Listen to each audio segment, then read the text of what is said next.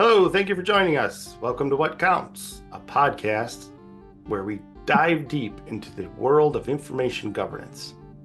Here we highlight proven solutions developed through our experience working with companies across various industries, and we talk about how you can apply these solutions to your company. Whether you're interested in information governance, have a need, or just curious to hear about information governance challenges, like email management, retention management, or asset data management, this podcast is for you. This is Lee, and in this episode, Moore and I will continue on our business track, including interesting information governance guidance along the way, but we're going to revisit the items that we talked about in our last episode. Well, not exactly the items. We're going to continue on the items that we talked about in our last episode. So the first thing that we missed, which is really important, is you need to decide what you want to do. Are you focusing on a product, a service, or some combination, or something entirely different, which I don't know what that would be, but anyway. Content. Okay. You could have a business that is a content business in a traditional sense or in the new sense of being an influencer and you just talk all day on a camera and that's content. A lot of people do that. Yeah. Yeah, we did say in our first episode that you got to start with an idea. Nobody goes into business and says, I don't know what I want to do. I just need to be in business. They might, but they don't get very far. Right. So that idea has some shape to it already.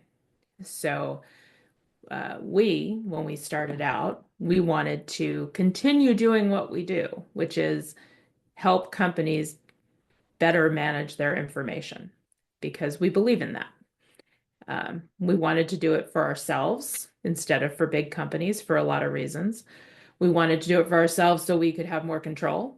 And we wanted to do it for ourselves because we could pick and choose what we wanted to do. I guess those are the same thing. Um, but we want control. I want control. I'm a control freak. And I think that's a common thing for founders of small businesses is you want control. Yes. So in our case, we're mostly selling services. We're selling our knowledge. We're selling expertise. We are helping other people who haven't focused their whole lives on information learn from what we've done and be able to do what they do well and also take care of their information. Um, Often when we talk to clients, we say you didn't go into business for doing records management. That's not why you're in business. You're in business to uh, be a midstream oil and gas company, but records are part of your business. You have to have records, you generate them as part of your business. So for us, we are in the records management business, but really we are in the business of helping other people manage records. So Being in the business and deciding what you want to do will also help you figure out how many people you need in your organization. that's a good Um, point. How many people, if you need people? right. Um, because another kind of business you might be in is sort of import export, where you are bringing products in from somewhere. You're kind of a broker, finding interesting products. I was just talking this weekend with a friend about how it's really hard to find nice to casual clothes these days for me, for other older women, middle-aged women, professional women, not teenagers, not 20-year-olds. It's actually very hard to find nice clothes. There's not a lot in the stores. You can look online. You could spend all day looking online. And some of what you find looks great online, and you get it home and it's very bad material, really unflattering, 6 inches shorter than you thought it was going to be, or longer. And there are services that want to be your personal stylist, and presumably, they are spending all day searching all those websites to find things. And then they send you a box, and it works or it doesn't work. So all of those decisions around the what are we going to do drive you to how many people does it take to do that? Can you do it by yourself? Can you do it with just one other person? Do you get your kids to help? Or do you hire people? Yes, I agree. And I don't think we should go too much further into the people aspect because we're going to have a whole section on that from a benefits perspective and just human resources area.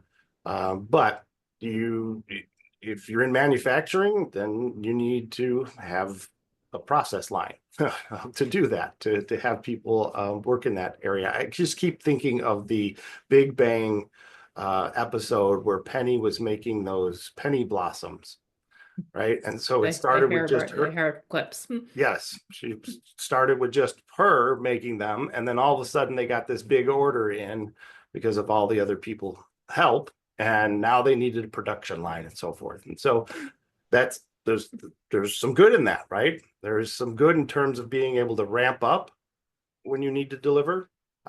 We use 1099s to contract out when it gets to be a heavy IT related aspect of our service. And so, go ahead. Oh, so you went a bunch of different places. I was gonna go back to an earlier era in TV world, because the idea of making your own company and then how it grows too fast is that's not unique to the Big Bang Theory. In Facts of Life, because you lose control a little bit the more you let people in. Where's the quality? You're trying to do it faster. The Facts of Life, many, many years ago, Joe was making pizzas for her mother's recipe and giving them away. And then they tried to make it into a business, and they were taking shortcuts on all the ingredients, frozen crust, canned sauce. Nobody liked it.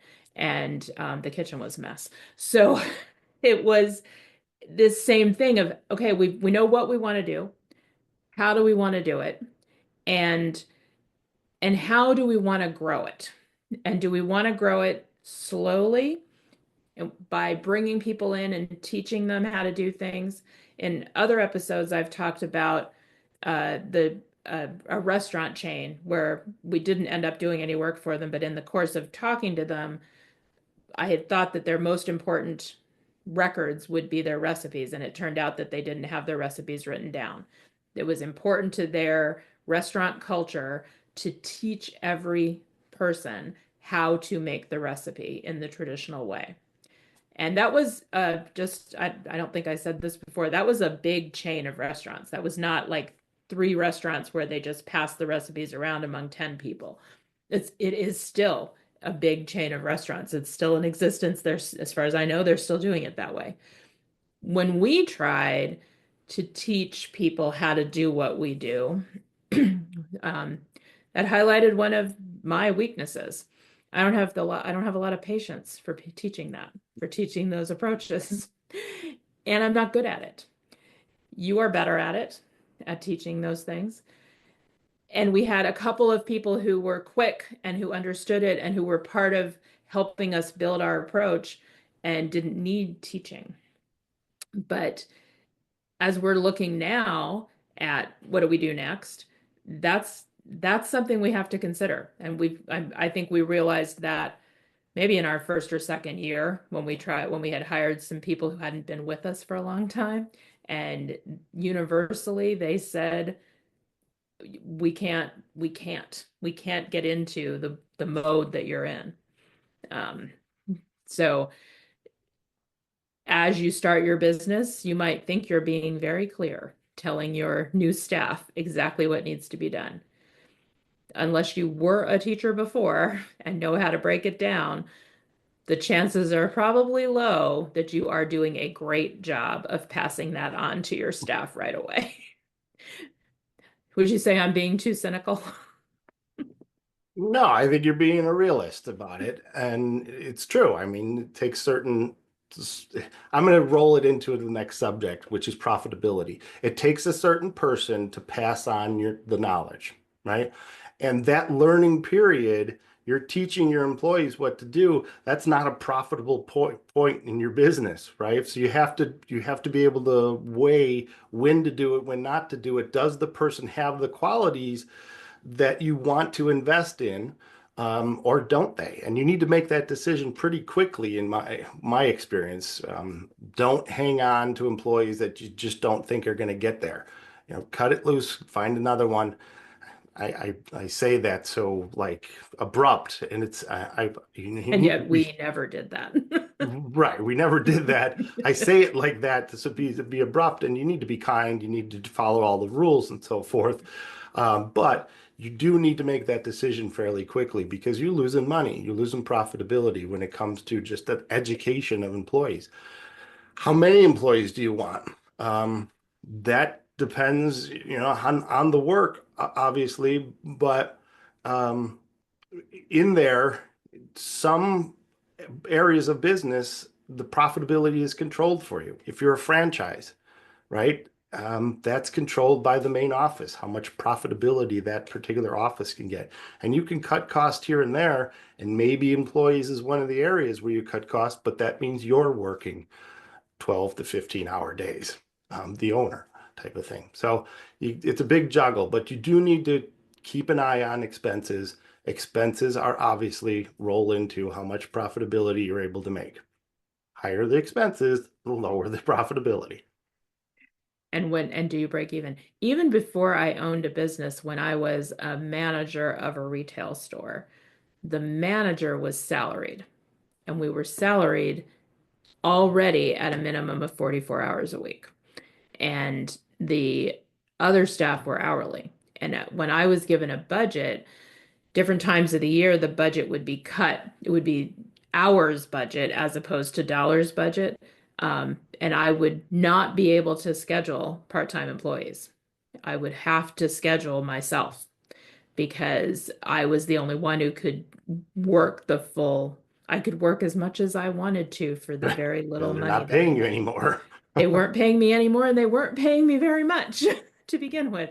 But I couldn't schedule the part-time people because I didn't have the hours. I couldn't even schedule the assistant managers in one case. Like they also were considered hourly. They couldn't go into overtime and they only could have a certain number of hours. So that lesson absolutely translates to any small business where you're looking at um, what's the minimum it's going to take to do the work, and what's the balance, like what's Right. the tipping point. If we have more people, are we more profitable because we can do more work? Maybe. Maybe I say it that way I have the work because though. you have to have the work. Yeah. Exactly.